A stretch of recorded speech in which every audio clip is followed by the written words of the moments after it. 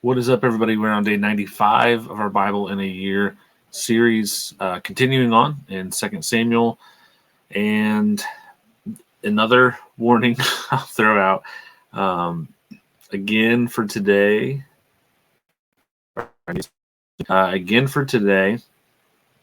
There is still going to be some adult type stuff, not quite the same as what was yesterday, but there's still going to be some stuff. So maybe you want to listen ahead and hear for if you have kids that are listening nearby. I'm going to try to make sure I do better about that. I know there's been some times before in the past where I've not thought about it beforehand. So trying to do better at making sure I throw that out there. If you want to follow along, it'll be on the screen. You can read along with the CSB, Christian Standard Bible. I also have a link for one in the description if you're interested. If you don't have one, you want to buy it, then that's the one I have. It's an apologetics study Bible, so it's not just that translation. It's phenomenal resource, in my opinion. So let us jump right in. 2 Samuel, chapter 16, verse 1. When David had gone a little beyond the summit, Ziba, Mephibosheth's servant, was right there to meet him. He had a pair of saddled donkeys loaded with 200 loaves of bread, 100 clusters of raisins, and 100 bunches of summer fruit, and a clay jar of wine.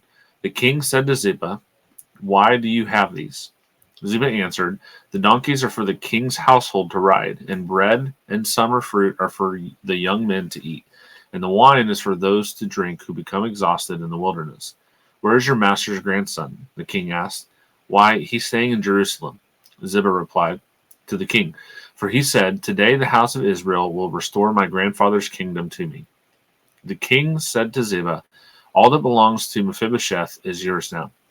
"I bow before you," Ziba said. "May I find favor with you, my lord, the king." Shimei curses David. I guess that's the title. I don't need to read that. Verse 5. When King David got to Bahurim, a man belonging to the family of the house of Saul was just coming out. His name was Shimei, son of Gera, and he was yelling curses as he approached. He threw stones at David and at all the royal servants, the people and the warriors on David's right and left. Shimei, something like that, said as he cursed, get out, you man of bloodshed, you wicked man.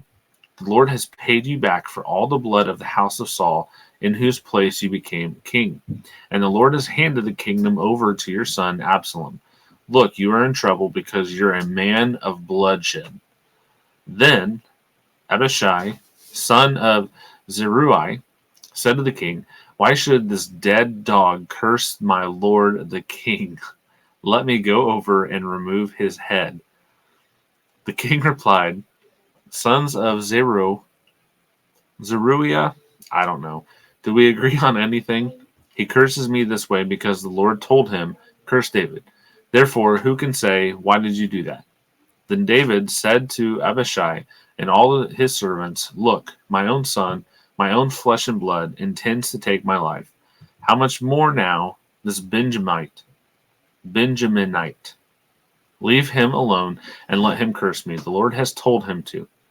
Perhaps the Lord will see my affliction and restore goodness to me instead of Shimei's curses today." So David and his men proceeded along the road as Shimei was going along the ridge of the hill opposite him. As Shimei went, he cursed David, threw stones at him, and kicked up dust. Finally, the king and all the people with him arrived, exhausted, so they rested there. Now, Absalom and all the Israelites came to Jerusalem. Ahithophel was also with him. When David's friend Hushai the Archite came to Absalom, Hushai said to Absalom, "Long live the king, long live the king." "Is this your loyalty to your friend?" Absalom asked. Absalom asked Hushai, "Why didn't you go with your friend?" "Not at all," Hushai answered Absalom. "I am on the side of the one that the Lord, this people, and all the men of Israel have chosen. I will stay with him. Furthermore, Whom will I serve if not his son? As I served in your father's presence, I will also serve in yours. Then Absalom said to Ahithophel, give me your advice. What should we do? Ahithophel replied to Absalom, sleep with your father's concubines, whom he left to take care of the palace. When all Israel hears that you have become repulsive to your father, everyone with you will be encouraged. So they pitched a tent for Absalom on the roof, and he slept with his father's concubines in the sight of all Israel. Now the advice Ahithophel gave in those days was like someone asking about a word from God. Such was the regard that both David and Absalom had for Ahithophel's advice. So they're saying here this is elevated, at least in the minds of David and Absalom. This advice was elevated to be like God was telling him. This isn't just some random person, right? Now, I think you could probably make a safe assumption that the advice that he gave Absalom there went contradictory to what we've seen from God elsewhere, so it probably wasn't actually from God. But, yeah, it is what it is. Ahithophel said to Absalom, let me choose 12,000 men, and I will set out in pursuit of David tonight. I will attack him while he is weary and discouraged, throw him into a panic, and all the people with him will scatter. I will strike down only the king and bring all the people back to you. When everyone returns except the man you're looking for, all the people will be at peace. This proposal seemed right to Absalom and all the elders of Israel. Then Absalom said, summon Hushai the Archite also. Let's hear what he has to say as well. So Hushai came to Absalom, and Absalom told him, Ahithophel offered this proposal. Should we carry out his proposal? If not, what do you say? Hushai replied to Absalom, the advice Ahithophel has given this time is not good. Hushai continued, you know your father and his men. They are warriors and desperate, like a wild bear robbed of her cubs. Your father is an experienced soldier who won't spend the night with the people. He's probably already hiding in one of the caves or some other place. If some of our troops fall first, someone is sure to hear and say, there's been a slaughter among the people who follow Absalom. Then even a brave man with the heart of a lion will lose heart, because all Israel knows that your father and the valiant men with him are warriors. Instead, I advise that all Israel, from Dan to Beersheba, as numerous as the sand by the sea, be gathered to you, and that you personally go into battle. Then we will attack David wherever we find him, and we will descend on him like the dew on the ground. Not even one will be left, neither he nor any of the men with him. If he retreats to some city, all Israel will bring ropes to that city, and we will drag its stones into the valley until not even a pebble can be found there. Since the Lord has decreed that Ahithophel's good advice be undermined in order to bring about Absalom's ruin, Absalom and all the men of Israel said, the advice of Hushai the Archite is better than Ahithophel's advice. So, there's two possibilities on the table here, and it seems that the rest of the people are going along with, and Absalom as well, going along with Hushai's advice on how to handle this. And he makes a good point that people still, yes, David is much older now. David is still known for, you have to think there's got to be legends about David when he was on the run from Saul. The fact that Saul couldn't catch him. The fact that I'm sure it came back that David had the opportunity twice to kill Saul, and he didn't. David's men taking it like this.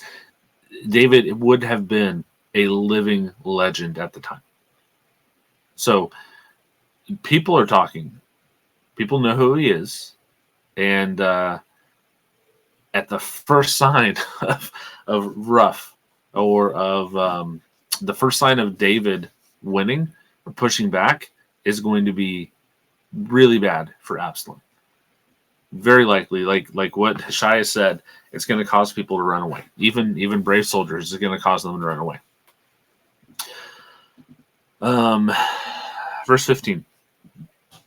Hushai then told the priests Zadok and Abiathar, "This is what Ahithophel advised Absalom and the elders of Israel, and this is what I advised. Now send someone quickly and tell David, don't spend the night in the wilderness ford, but be sure to cross over the Jordan, or the king and all the people with him will be devoured." Jonathan and Ahimaaz were staying at En Rogel, where a servant girl would come and pass along information to them. They in turn would go and inform King David, because they dared not be seen entering the city. However, a young man did see them and informed Absalom. So the two left quickly and came to the house of a man in Bahurim. He had a well in his courtyard, and they climbed down into it. Then his wife took the cover, placed it over the mouth of the well, and scattered grain on it, so nobody would know anything. Absalom's servants came to the woman at the house and asked, "Where is Ahimaaz and Jonathan?" They passed by toward the water. The woman replied to them, "The men searched but did not find them." So they returned to Jerusalem. After they had gone, Ahimaaz and Jonathan climbed out of the well and went and informed the King David, and they told him, "Get up and immediately ford the river, for Ahithophel has given this advice against you." So David and all the people with him got up and crossed the Jordan. By daybreak, there was no one who had not crossed the Jordan. When Ahithophel realized that his advice had not been followed, he saddled his donkey and set out for his house in his hometown. He set his house in order and hanged himself. So he died and was buried in his father's tomb. Now, that's drastic a little bit, right? Yeah. Verse 24. David had arrived at Mahanaim. I am, real quick, I'm trying to go because these chapters are a little bit longer and I don't know how long I'm going to run. So I'm trying to not stop as much during the reading. So, verse 24. David had arrived at Mahanaim by the time Absalom crossed the Jordan with all the men of Israel. Now Absalom had appointed Amasa over the army in Joab's place. Amasa was the son of a man named Ithra the Israelite. Ithra had married Abigail, daughter of Nahash. Abigail was a sister of Zeruiah, Joab's mother, and Israel, and Absalom camped in the land of Gilead. When David came to Mahanaim, Shobai, son of Nahash, from Rabbah, of the Ammonites, Machir, son of Amiel, from Lo-debar, and Barzillai, the Gileadite, from Rogelim. That's a lot of fun words. Brought beds, basins, and pottery items. They also brought wheat, barley, flour, roasted grain, beans, lentils, honey, curds, sheep, goats, and cheese from the herd for David and the people with him to eat. They had reasoned the people must be hungry, exhausted, and thirsty in the wilderness. Okay, chapter 18. David reviewed his troops and appointed commanders of thousands and of hundreds over them. He then sent out the troops, a third under Joab, a third under Joab's brother Abishai, son of Zeruiah, and a third under Ittai of Gath. The king said to the troops, "I must also march out with you. You must not go." The people pleaded, "If we have to flee, they will not pay attention to us. Even if half of us die, they will not pay any attention to us, because you are worth 10,000 of us. Therefore, it is better if you support us from the city." "I'll do whatever you think is best," the king replied to them. So he stood beside the gate while all the troops marched out by hundreds and thousands. The king commanded Joab, Abishai, and Ittai, "Treat the young men Absalom gently for my sake." All the people heard the king's orders to all the commanders about Absalom. Real quick, I'm not sure if anybody watching this has seen on Amazon Prime, they have, I think it's called House of David. I've not watched it yet. From what I've seen, it looks good. they are going to be doing themselves a very massive disservice if they don't eventually get into some of this that we see in 2 Samuel and with David. They need to. Just want to throw that out there. Verse 6. Then David's forces marched into the field to engage Israel in battle, which took place in the forest of Ephraim. Israel's army was defeated by David's soldiers, and the slaughter there was vast that day, 20,000 dead. The battle spread over the entire area, and that day the forest claimed more people than the sword. Absalom was riding on his mule when he happened to meet David's soldiers.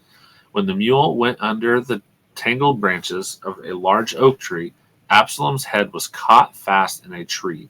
The mule under him kept going, so he was suspended in midair. One of the men saw him and informed Joab. He said, "I just saw Absalom hanging in an oak tree." "You just saw him," Joab exclaimed. "Why didn't you strike him to the ground right there? I would have given you 10 silver pieces and a belt." The man replied to Joab, "Even if I had the weight of 1,000 pieces of silver in my hand, I would not raise my hand against the king's son. For we heard the king command you, Abishai and Ittai, protect the young man Absalom for me. If I had jeopardized my own life and nothing is hidden from the king, you would have abandoned me." Joab said, "I'm not going to waste time with you." He then took 3 spears in his hand and thrust them into Absalom's chest, while Absalom was still alive in the oak tree.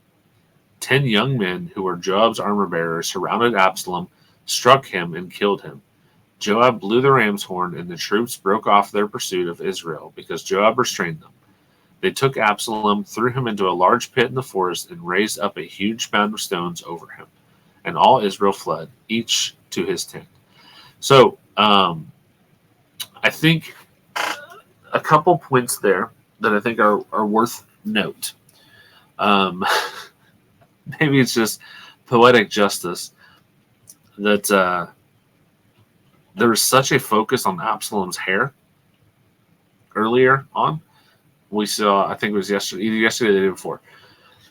But there's such a focus on Absalom's hair, his looks, things of that nature. And that is what ends up catching him up and doing him in, is his hair gets caught in a tree. I think there's also something, and I'm forgetting what the exact connection is here, but you notice he's riding a mule, and he's not riding a horse. There is something about kings would ride, during wartime, they would ride horses, and peacetime or in victory they would ride mules. Now, I don't know 100% the validity of this. I do know there's a difference in what they would ride at different times, but what I have heard before is that him being on the mule was somehow basically him saying, like, this is already done and over. So kind of a boastful cockiness about the battle that's going on. Take that with a grain of salt. I've heard it before. I've not gone back to verify it, but as I was reading through it, popped in my head, and I thought it was a little interesting tidbit. If you know if that's true or not, put in the comments. Let me know. I'd be interested to hear that. Verse 18. When he was alive, Absalom had taken a pillar and raised it up for himself in the king's valley, since he thought, I have no son to preserve the memory of my name. So he named the pillar after himself. It is still called Absalom's monument today. Ahimaaz, son of Zadok, said, Please let me run and tell the king the good news that the Lord has vindicated him by freeing him from his enemies. Joab replied to him, You are not the man to take good news today. You may do it another day, but today you aren't taking good news, because the king's son is dead.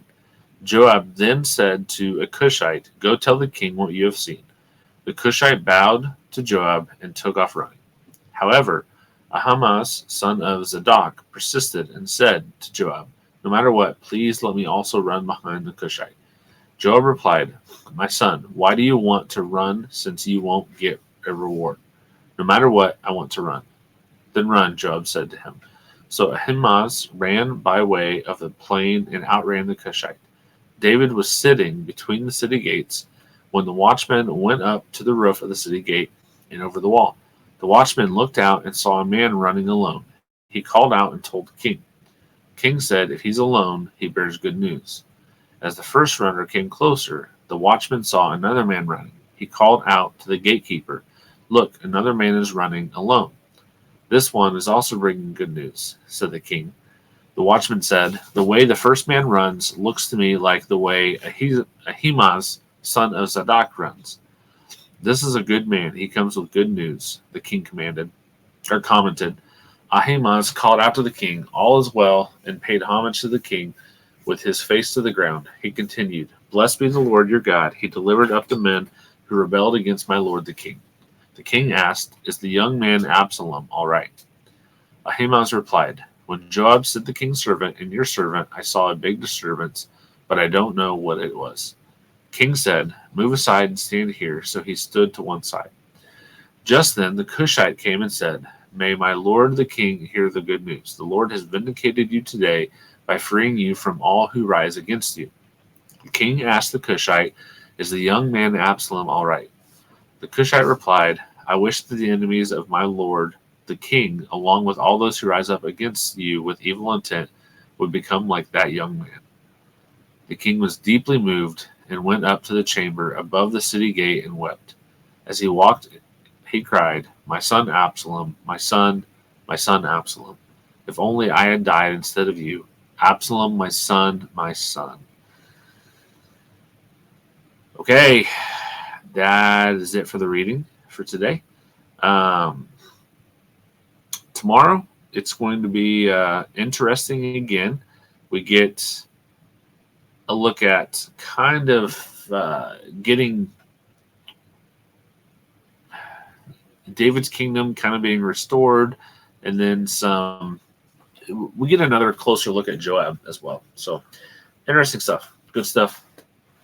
But right now, we've got some questions to do. Question 1. Shimei's cursing of David in chapter 16 is met with restraint. How does David's response challenge us to wrestle with the theological tension between enduring suffering as divine discipline and trusting God's ultimate vindication?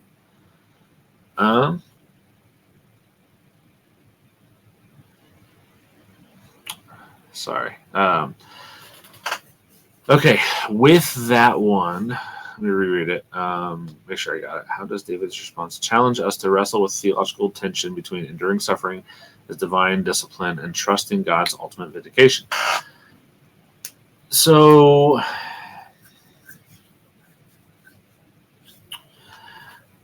it's like when Jesus tells us to turn the other cheek, right? Now, I think there's a balance, because there also are places where Jesus tells the disciples to go and get a sword, even if they have to sell their cloak, get a sword. I think there's a line between not discipline, like self-defense and kind of pacifism. I do think that there's not a blanket answer. I'm a lot more likely to be pacifistic. I think that's a word. I'm a lot more likely to be a pacifist in a situation where it's just me. You're probably not going to see me just allow whatever's going to happen if it's a situation in which I have my wife with me or my kids with me, because I see that as being negligent for them in my role as a husband and as a father. So that's kind of large scale view. If you look down further, it can get harder because they're not as extreme situations. The idea of suffering is a very Christian idea. You persevere through suffering. There's good that comes from that. There's something in your character that develops through suffering. And so there is something to be said about persevering through that. But there's going to be times where you need to step up, especially if it's coming through another person. There's going to be a time to step up and push back on some stuff. Like I said, I don't feel like you can give a hard and fast rule. I don't feel like there's a blanket statement that covers everything. I think you really need to use discernment. You need to understand your situation, pray about it, seek God's guidance, and go from there. But question 2. Hushai's loyalty and Ahithophel's betrayal in chapter 17 shaped the battle's outcome. How might this contrast deepen our understanding of human agency within God's sovereign orchestration of redemptive history?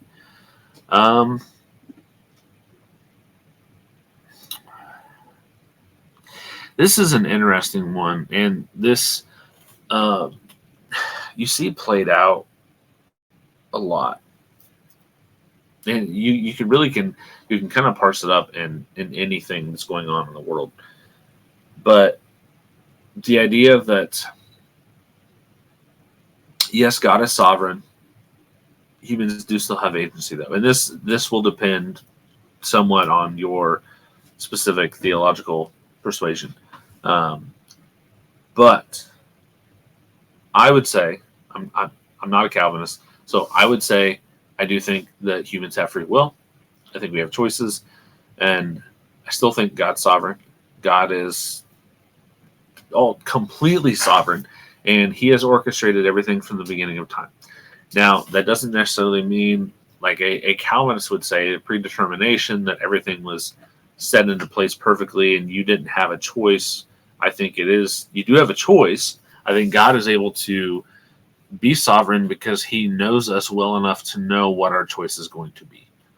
I use the example sometimes with my kids. I can put each of my kids, you could pick up 3 desserts and put them down in front of my kids. I could probably tell you with pretty high accuracy which kid is going to go for which dessert. Some of them may be a little bit more difficult depending on what you put up there. But I think with a pretty high degree of accuracy, I could pick who's going to go for what. And if I'm able to do that as a worldly father who knows my kids, but I know them to a limit, how much more will God be able to do that to us, who He knows us perfectly, better than we know ourselves, right? So that's kind of how I view that. We do have free will, but God is ultimately sovereign, and He sets the plan in place to interact with our free will, basically. Question 3. Absalom's death in chapter 18 fulfills justice, yet breaks David's heart. How does this moment invite us to reflect on the theological interplay between God's righteous judgment and His compassion for the fallen, pointing to the cross? Yeah, this is an interesting moment to watch, and we'll see. This isn't done here. Like, this continues to play out going forward into tomorrow's reading. But